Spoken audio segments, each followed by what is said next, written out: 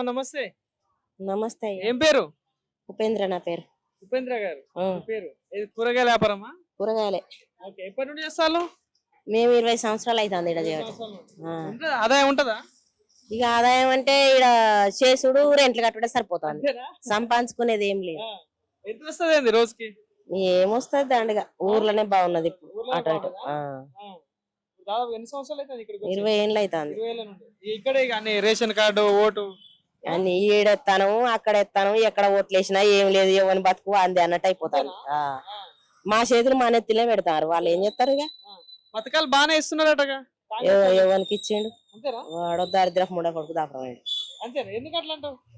ఏమిచ్చిండ్లు? ఓ పింఛని లేదా? ఆ, ఏది లేదా? ఏమొస్తుంది మాకు? పింఛన్ రావట్లేదు. ఏం లేదు. మాకు భూమి లేదు, జాగా లేదు, ఏం లేదు. మాకు గవర్నమెంట్ ఇల్లు లేదు. ఆ. మేము కష్టపడే కట్టుకున్నాం. ఆడపిల్లల పెండ్లీలు అంటే ఏమిచ్చిండు వాడు? ఏమి ఇయ్యలే మాకు. ఇదిగో కళ్యాణ లక్ష్మి సంగతి ఏంది? ఏది లేదు. కళ్యాణ లక్ష్మి ఎవరికి ఇస్తాడో ఎడబోతాను. ఎవరికి రాలే. ఇందిరమ్మ ఇల్లు మరి మాకు రాలేదు అయ్యా. అంతేనా? ఆ. ఇప్పుడు జూబ్లీహిల్స్ లో ఇంత ముందు మాగంటి గోపినాథ్ ఎమ్మెల్యే ఉన్నాయి తెలుసా? తెలుసు. చనిపోయింది కదా.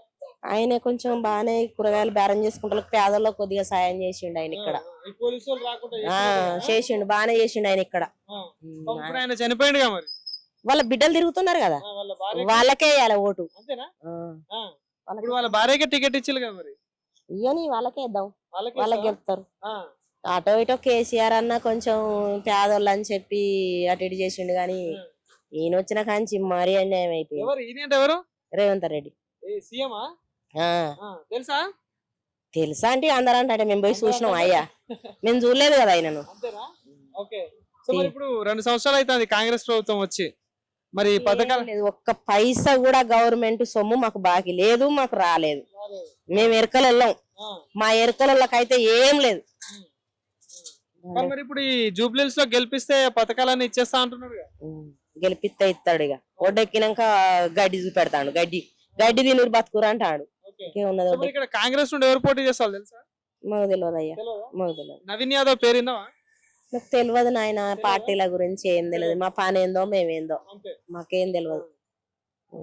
సో మరి ఓటు అయితే మరి ఎవరికి వేద్దాం అంటావు మరి ఈసారి? ఎవ్వరికి వేయను ఓటు. అంతేనా? మేము ఇద్దరం ఎవరికి వేసు లేదు. ఓటు వేసుడే లేదు. ఇక ఓటు అనేది వేయాలి కంపల్సరీ. ఏస్తే ఏముంది? వాళ్ళని బతికిచ్చుడు అవుతుంది. ఓటేసి 10 మందిని కలిసి ఓటేస్తేనే 10 మంది నడిస్తేనే బాట అవుతుంది. అంతేనా? 10 మందికి వెళ్తేనే నువ్వు పెద్ద సీఎం అయినావు. మరి వాళ్ళను న్యాయం అన్యాయం చూడాలి కదా. ఏం లేదు, చూసుకోలేదు, ఏం లేదు. మరి ఇందాకన్నా మరి వాళ్ళ భార్యకి ఓటేయాలని చెప్పేసి అంటే ఆయన చేసిండు కదా. ఆయన వాళ్ళు నిలబడతారు అంటే వేయాలన్నా అట్లా. ఓకే. సో అంటే పథకాలు ఇవ్వడంలో ఇంత ముందు కేసీఆర్ బెటర్ అంటావా, ఇప్పుడు రేవంత్ రెడ్డి బెటర్ అంటావా?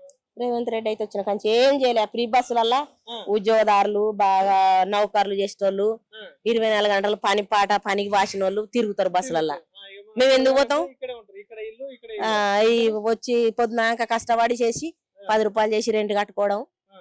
ఆ టైం వరకు ఫ్రీ బస్ వాళ్ళట దాదాపుగా నెలకి 3-4 వేలు మిగులుతున్నాయట ఆడవాళ్ళకి. మాకు తెలియదు నాయన. మేము పోం ఎక్కువ. మేము సంవత్సరానికి ఒక్కసారి 2500 ఇస్తానడుగా ఆడవాళ్ళకి. 2500 ఇవ్వలే, ఏవి ఇవ్వలేదు మాకు. ఫ్రీ కరెంట్ సంగతి ఏంది? కరెంట్ మాకు ఫ్రీగానే ఉన్నది ఊర్లో. అంటే మేము ఎరకలు ఎస్టీలు అంటే వాళ్ళు మాదిగోళ్ళు ఉన్నారు, అర్జెన్స్ వాళ్ళు. వాళ్ళ కాళ్ళలో ఉన్నాం కాబట్టి వాళ్ళకు లేదు, మాకు లేదు. కరెంట్ బిల్లు కడతలేం. ఇప్పుడు దగ్గర మేము 20 సంవత్సరాల నుంచి చూస్తాను. కరెంట్ బిల్ అయితే కట్టలే. అబద్ధం ఆడద్దు. గ్యాస్ 500కి అంటారు, అది నిజం లేదు నాయన. మాకు అసలు చాలా మంది సన్నబియ్యం వస్తున్నాయి. సన్నబియ్యం వస్తున్నాయి. రేషన్ కార్డులు ఇచ్చినట్ట ఏమైనా వచ్చినా? ఏం రాలే. కార్డులు కూడా రాలే. కార్డులు రాలేదు. సో మరి ఇప్పుడు ఇక్కడ హైదరాబాద్ లో కాంగ్రెస్ ప్రభుత్వం హైడ్రా అనేది తీసుకొచ్చింది కదా. సో తెలుసా అది? బొంద మీద పెట్టుకుని హైడ్రా తెచ్చుకొని బొంద మీద పెట్టుకొని ఏం చేస్తాం? మంచిదే అంటారు అట్లా? ఏం మంచిది నాయన? పేదలను ఏడిపించుకుంటే బాగోదు కదా. పేదోళ్ళు ఏడుస్తున్నారు. వాళ్ళు ఎంత కష్టపడి పైసకు ఒక చెమట చుక్కకు 1 రూపాయి సంపాదించుకున్నారు. కానీ వాళ్ళని అట్లా ఏడిపించుకున్నాడు కరెక్ట్ కాదు. పెద్ద వాళ్ళని చెయ్యి, వద్దంటలేము మేము. న్యాయంగా చెయ్యి. కానీ ఇది న్యాయం తప్పిన పనులు అనిపిస్తున్నాయి. ఇట్లా చేస్తాను. మరి ఓట్లు వేద్దామా ఈసారి? వద్దా? ఇంకా ఓట్లేసి గెలిపిస్తారు. ఆయన వేయకుంటున్నదే బెటర్. ఎవరి ఇంట్లో వాళ్ళు తిని.